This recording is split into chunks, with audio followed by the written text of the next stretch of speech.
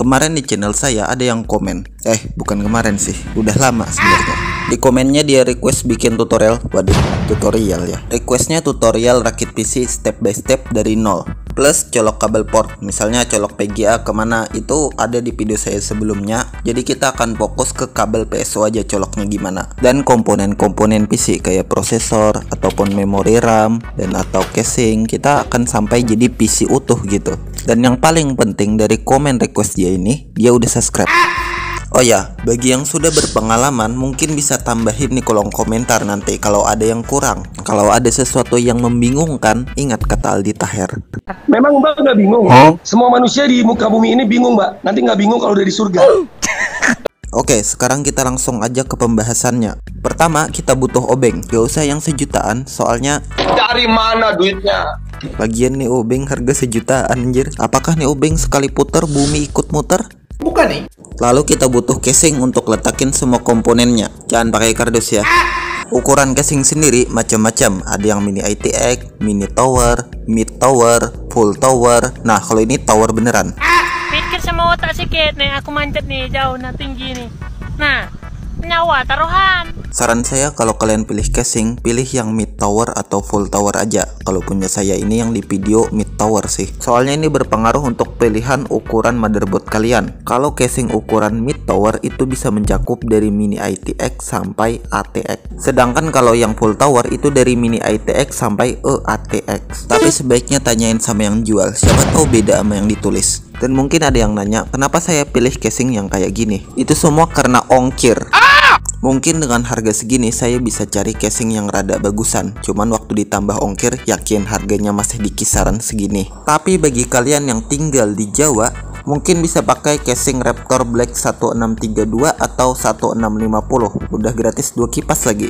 Berikutnya adalah Mobo. Di sini saya pakai MSI B450A Pro Max. Untuk ukurannya sendiri masuk kategori ATX. Sebenarnya makin besar ukuran Mobo, semakin banyak juga fitur yang ditambahkan. Contohnya kayak mini ITX ini, dia cuma punya 2 slot RAM aja. Sedangkan micro ATX dia punya 4 slot RAM, soalnya Mobonya lebih gede. Lalu prosesor ini tergantung dari soket Mobo kalian. Cuma pastiin pasangnya jangan sampai kebalik aja sih. Salah satu cara agar tidak salah posisi saat memasang prosesor Intel ataupun AMD, kita perlu melihat tanda khusus yang sama pada prosesor yang dimiliki oleh dua perusahaan prosesor ini. Carilah kesamaan di antara 4 prosesor di foto ini.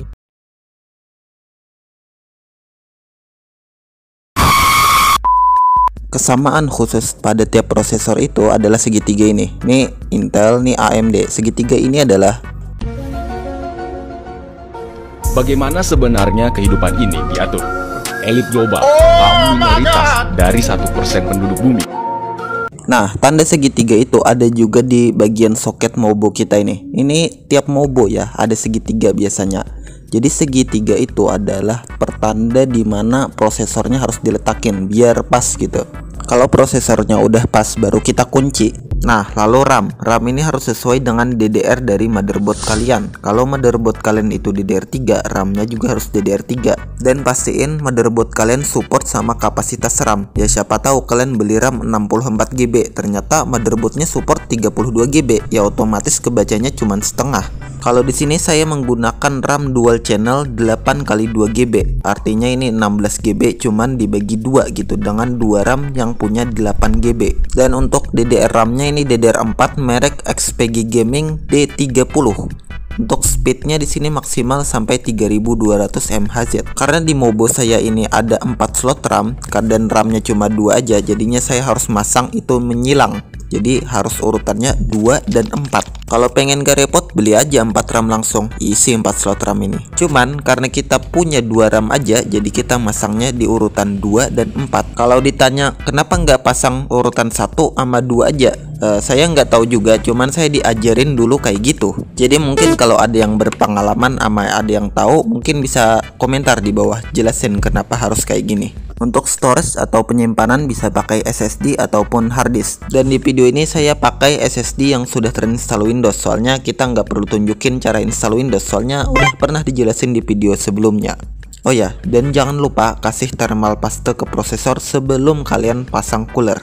Untuk kabel kipas cooler kalian bisa pasang di bagian kayak gini nih, yang kayak 4 pin ini. Ini ada tulisan SYS Fans. Atau kalian nanti beli Mobo, kalian tanya aja gitu sama penjual atau baca buku manual dari Mobo kalian sendiri. Untuk storage penyimpanan saya menggunakan SSD NVMe 256GB. Perlu diingat ya, SSD itu punya generasinya. Jadi kalau kalian beli SSD NVMe jangan ngasal, harus lihat dulu generasi keberapa nih. Jangan hanya karena Mobo kalian ada slot NVMe lalu beli ya SSD NVMe yang nggak tahu tuh gen berapa. Rupanya support gen 2, kalian malah beli SSD NVMe gen 3. Kan nggak bisa gitu. Nah, habis Mobo tadi kita udah selesai urusan, baru kita ke casing sama PSU-nya buat kita rapiin kabel dan ya pasang Mobonya lah di casing ini. Oh ya, untuk komponen berikutnya adalah PSU. Bentar, ini bukan PSU anjir. Ini buatan pabrik, sebuah pabrik bom. Ini bom.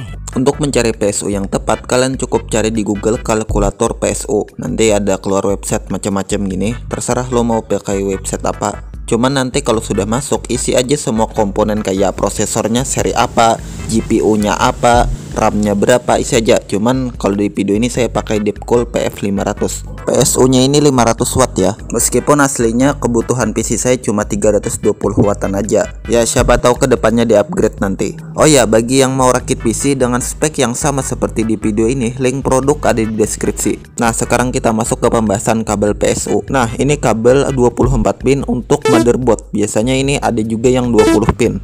Berikutnya ini kabel CPU atau kabel prosesor 8 pin. Sebenarnya ini bisa jadi 4 pin, tinggal kita geser aja. Tuh, jadi 4 pin. Kalau kita gabungin jadi 8 pin. Nyoloknya ini di motherboard juga, cuman colokannya itu biasanya di dekat prosesor. Lalu ada kabel PCIe, ini untuk Vega card. Untuk lebih jelasnya bisa tonton video yang ini. Sudah pernah saya bahas sebelumnya. Lalu ada kabel power SATA. Ini fungsinya untuk memberikan daya listrik ke harddisk ataupun SSD yang pakai SATA. Kalau kabel yang berlubang bulat ini biasanya untuk power kipas yang ada di casing.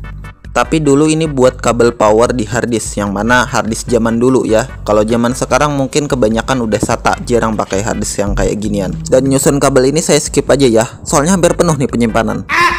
Untuk masalah pin biasanya ada di bagian paling bawah Mobo.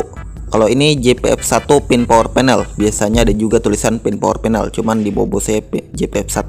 Nah, ini untuk USB biru biasanya.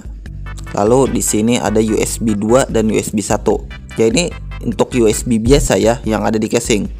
Lalu di sini SYS fan, ya ini untuk fan lagi, cuman ini bentuknya pin. Terus di sebelahnya ada apa ini? JTM nggak tahu saya ini. Terus di sebelahnya ini nggak tahu juga buat apa. Terus JLTPT ini nggak tahu juga buat apa, cuman nggak kepake juga kita. Lalu di sini nah ini audio. Nanti ada kayak pin audio, kalian colok ke sini. Oh ya, yang kayak hilang-hilang jarum ini bukan patah ya. Ini sebenarnya emang tandanya biar nanti kita masang nggak kebalik. Lalu untuk pasang kabel front panel kayak beginian, kalian bisa pakai rumus yang kayak gini. Kalau kalian sama Mobonya itu ada tulisannya sebenarnya di sebelah pin power panel tuh, yang JPF1 itu yang kalian ikutin nanti. Dipasang kayak begini nanti. Dan ini hasil rakitan saya di video ini.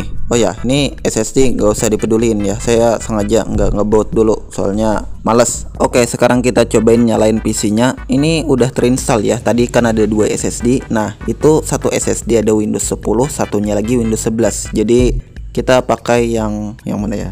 Windows 11 aja kali ya. Oke, kita tunggu. Kita tunggu dulu loadingnya. Dan ya nyala PC-nya. Mantap. Oke, jangan lupa subscribe karena nih capek gue bangsat.